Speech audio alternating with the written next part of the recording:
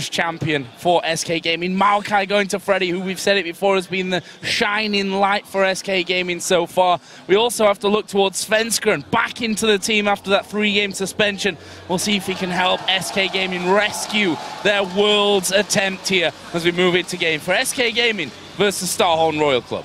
And Svenskeren getting Lee Sin here is actually not a pick I would expect him to take in a normal game. It's purely because he's against the Rengar and against Insec here, so he wants to be very aggressive early on. He's actually preferred to play like Kha'Zix and be very counter jungle focused and very farm focused, and then be strong in team fights instead, if you look back at the playoffs for SK Gaming. Yeah, we'll have to see how well he makes use of the early Sightstone, how early he does end up completing it, because we saw how TSM handled Clear Love's Rengar extraordinarily well with those extremely deep wards to see him. Wins, right?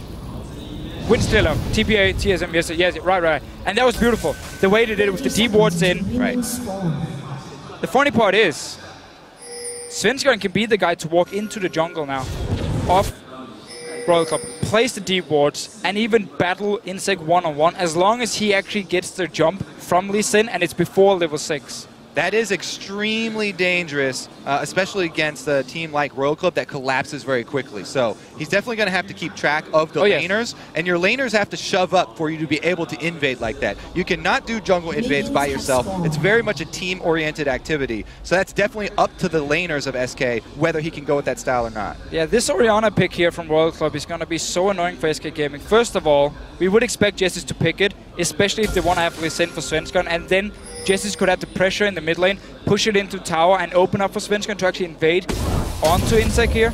He won't be able to do it on Ahri against Orianna. One should be able to hold his own and also keep the wave fairly safe in the mid lane, or even push it into the tower of SK Gaming. Well, our lane swap question has been answered after seeing the Vayne and Janna locked in. Candy Panda and N-Rated decide to take them heads up. This is not the first time in even this tournament that we've seen the Vayne Janna lane though. Samsung White also running that into the 2 versus 2 lane.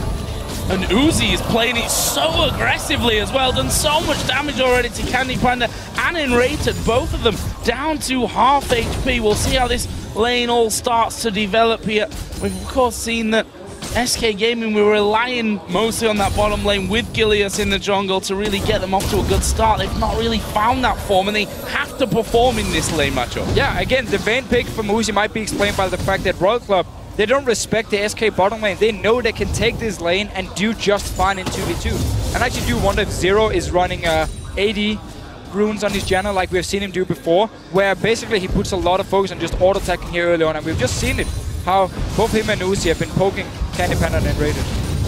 Yeah, exactly. Uzi exchanging with N-Rated, and 1 vs 1 heads up. Zero was exchanging blow for blow with Candy Panda. Zero also the guy, I believe, that ran 1 crit move. Yes, for support. Just in case. On Janna. I do wonder how much damage you will actually do with it, but let's see if he can get a crit in the lane. And this Kayle picker from N-Rated, I mean, he's the only guy who plays Kayle support. And my only problem is, you don't actually disengage with Kayle. Yes, you can save a target if Insec jumps onto a single target, but you can't really disengage like a Janna. Now, because we're focusing so much on this bottom lane, I want to bring up that point that Doublelift brought up on the desk. Uzi and Zero are always shoving, and this is so early in the game. You know that they only can rely on trinket wards. So this is a Lee Sin, and there are so many ways you can gank a red side bottom lane. You can go through the river, hug the other side, but he's not headed down there. Oh my god, N-Rated caught out here. They're going to kill you. Survive through that one. Are they going to be able to kill off Uzi? Not quite there. 2 of them going super low in these early stages. But look here on the minimap. Svenskeren, he could have been down towards this bottom lane. Instead, going into the jungle here, he wants to find Insec. This is what we talked about. Svenskeren loves to invade onto the enemy jungle here. Both his lanes are actually pushing fairly decently up here, so he could go in. Didn't actually manage to get a fight though. But somebody needs to go down to this bottom lane. This is where all the excitement is. Both junglers just met in the top side jungle. That means both bottom lanes know that they can continue to exchange blow for blow. Need to be so careful there though. We have Uzi, who has no summoners left. There is a flash still for Zero. And Insec is going to be moving through the SK Gaming jungle. Can he get down to that bottom lane? Does he want to get down to the bottom lane? He stopped off to actually do the Wraith camp, which Svenskeren actually stole away from his jungle. Candy Panda here is much healthier at this stage. The thing is, about ganking this bottom lane for Royal Club is that if they ever stop pushing and stop playing aggressively, then SK have to know something's up. If Uzi changes his playstyle, you know there's got to be a gank there. That's one of the drawbacks of always playing the same way. It gives a tell away very easily if you have jungler support. Leaves us with pretty much tied gold count, and if you look at the CS, top lane bang even, mid lane bang even as well. There was a bit of harassment down from Korn towards Jesus. A similar thing will be happening as well up on this top side of the map, but for now that's even. The AD carries are both level. If we look at Candy Partner, he's actually gone back to base there, picked up a second Doran's Blade and a longsword. It'll be a Vamp Scepter though for Uzi, so gonna have that sustain in the lane. And now we saw TSM against TPA yesterday. They showed how to ward against the Rengar, avoid all the engages here, and made it very hard for Win to do anything. SK Gaming is the team in Europe who buys the least amount of wards, and that can hurt them a lot against a team like Royal Club, against Insect on Rengar here, because if they don't ward properly, I'm just going to say it now so we can come back to it later, because it will become relevant. Oh. They will get punished. The Hunter is being hunted right now. Even Svenskeren only level 4, trying to track Insect up the river just to buy Freddy some time up there. Leave that top lane undisturbed, and then let them just continue to farm. I feel like Svenskeren has done similar things to Insect in terms of, you know, over the course of the year being caught out maybe a couple too many times in the enemy jungle without wards, not really in the safest of positions. They've got to be safe. Of course, you have to take risks, I think, to win these big games, but being safe is a big part of it as well. As Enrater just left the lane to ward up there, and his AD carry took a little bit of damage. They're actually going to push Royal Club back here in lane. But it was pretty obvious what the tactic was from SK Gaming early with the Lee Sin pick, because we did see Svenskeren forget about the bottom lane and actually invaded. Pull it on to Freddy. Let's see what he can do. Not a lot. So back to the point of Svenskeren. We did see him invade into the jungle, but he only did it once, because in this mid lane, Korn has been able to push it up all the time. So Jessis wouldn't be in a position to move from mid lane into the jungle and help Svenskeren. Royal Club would be able to collapse a lot faster, and therefore he was forced to just sit back and farm. So the Lee Sin pick so far, before level 6, where he was supposed to be so much stronger, has not been paying off for SK Gaming at all. However, Insect just hit level 6, so we are at that all-important first gank for Rengar. Handing off blue here to Jesus. The all-important first gank for Rengar. He's out of potions right now, so it's not going to come too soon. He has to back first. And before he goes for that gank, we will see him prep it on the jungle camps, stack up his ferocity. The target would probably be bottom lane, which with how these lanes are exchanging. The other option would be top as well, because Freddy has been harassing Cola fairly often and getting Aurelia lower. Yeah, and we have seen before when Royal Club is playing, Insect loves to go top lane when Cola plays Aurelia, because he can get the stun onto the enemy top laner, set up an easy gank for Insect. Down this bottom lane, because Uzi and Zero is constantly pushing it, it can be very hard for Insect to get close enough. It is always risky to dive under the tower, at least once Kale hits level 6 and you have the ulti here. But he's looking towards this bottom lane, level 6, and they do have a pink ward in the bush here, so you can sneak in. Oh, here we go then.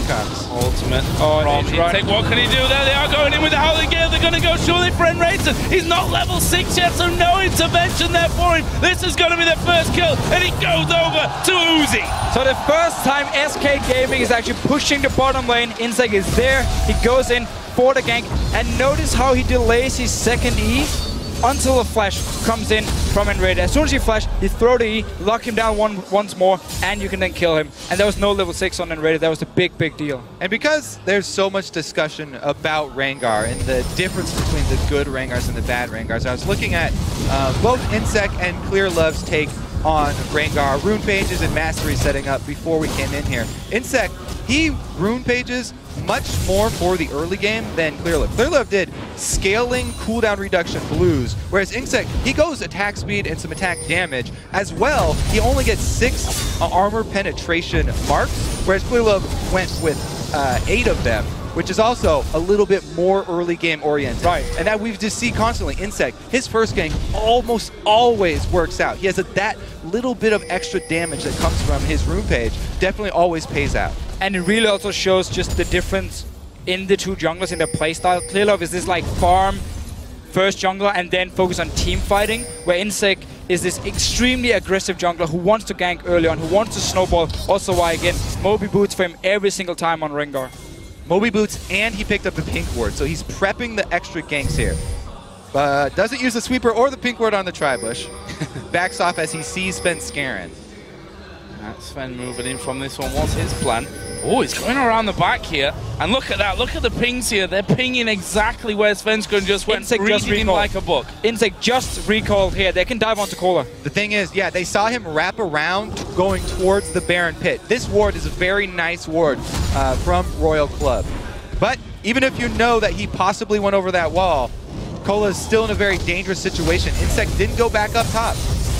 And could get that stunning if anyone goes underneath the tower onto him. Here comes Svenskeren from the side there onto the wall. Kicks him back out from tower edge. They're going to get the kill. Oh! From it! There is Freddy coming in. The sapling is going to chase down Kola. But it's the Q from Svenskeren to pick up the kill. Such a nice setup here by SK Gaming. Insect, he recalled as soon as he actually saw Svenskeren was around the top side. He decided to recall, go back to base, buy just a longsword and a green ward, and then it simply opened up for the dive here. Insect could definitely have stayed and just secure or help his top lane a little bit. Yeah, they didn't respect the wall jump over the Baron Pit. They even pinged it twice, so they knew that that was a possibility. Kola stays over though, and Insect doesn't return top. He returns bottom. They get some peak ward coverage. Down. Oh, Jesus here, far up the lane. Insect gonna go in. He's got the ball on it. There is the combo, and Svenskeren goes down. Jesus will use his ulti here. Insect had to back away. The ignite came out of Jesus, but again, coming up big here. 2 ganks around there for Insect and doing so well with it. Meanwhile, Uzi pushing back on this bottom lane. That was great pre-planning here actually from Insect and Royal Club, because what Insect did, he ran down to his Wraith camp from the base, and he actually only killed the big Wraith and one of the small ones, and he left the 2 other ones because he knew Svenskeren was on the top side of the jungle, and therefore he couldn't actually get the full Wraith camp. And then as soon as Insect just went down to the bottom side and saw Svenskeren in the middle lane, he knew he could just go straight for the kill. There was no ulti for Svenskeren either. Easy pickup. Yeah, that was a preview of what Royal Club are going to have in answer to the Maokai team fighting. This is their wombo combo answer. They've got Insect plus Corn going to try and hit multiple high priority targets towards the mid game here when we do see the team fights. And Royal Club, they might not even want to team fight at all, at least for the first 20-30 minutes, because they have a perfect setup here to do 1-3-1, where you have Irelia up in one lane, you have Uzi and Vayne in the other side lane, and then Korn just sitting in the mid lane as the wave clear. And it simply means Insect can then choose whatever lane he wants to, pop his ulti as long as there's no deep wards from SK Gaming, and just go and instantly kill the target who's one-on-one against either Kola or Uzi. Oh, this is very deep. Svenskeren gonna flash in, kicks Insect back. Insect's gonna go down, but Kola's joined in the fight. Freddy will be tanking this one up with the ultimate running. Jesus trying to do damage off to the side. I think Kola's done for you. Freddy may also fall. There's the shockwave, comes off cooldown, and Jesus flashes over. It's like one more auto attack. He gets away with 10 HP. There was no ulti for Justice during the fight here. It just came up in the very, very end, so he had to flash the wall and just try and escape. And Gord was waiting on his cooldown as well because they had just used it mid, so both mid laners were just waiting split seconds away. Uzi getting really close to this dead turret though. Oh, this is bad, possibly for SK Gaming. Uzi coming through. Howling Gale catches the both of them. Zero trying to lock in, but here comes Kola from the bottom side. Candy Panda goes down, and Rated goes down. Royal Club get 2 back. And we have seen this before from Royal Club. Kola is so good at teleporting down instantly as you see a fight in the bottom lane. Freddy had teleport, but he didn't want to use it, and as soon as Kola showed himself, easy cleanup, get 2 kills. They would probably have gotten them else or anyways, but now they can also pick up a dragon. This is that classic tower bait there. The last few hits, they know that they want to finish it off and get that local gold. All right, so this is the 3 versus 3 though. Very exciting to see. Svenskeren comes in, flashes over for the kickback, and they immediately focus down Insect. Good call there from SK to focus fire Rengar. He has a lot of offensive ability to create plays, but no defensive ability. He has no escape for himself. Top laner's going down 1 for 1 here too, and as